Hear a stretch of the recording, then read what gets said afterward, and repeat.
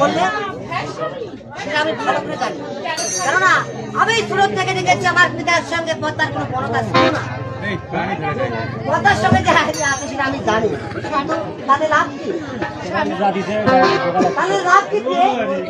সুরক্ষে আমি তো প্রথমেই বলেছি, যেদিন পিতা বাদলে লোহার বাসন ঘর, যেদিন পিতা বাদলে লোহার বাসন ঘর, আমি দিনের বেলা সেটাকে ঘোর অন্ধকার লাল বাবার সাহায্য আছে। তবে শোনো আমার আরেকটি কথা, বলো।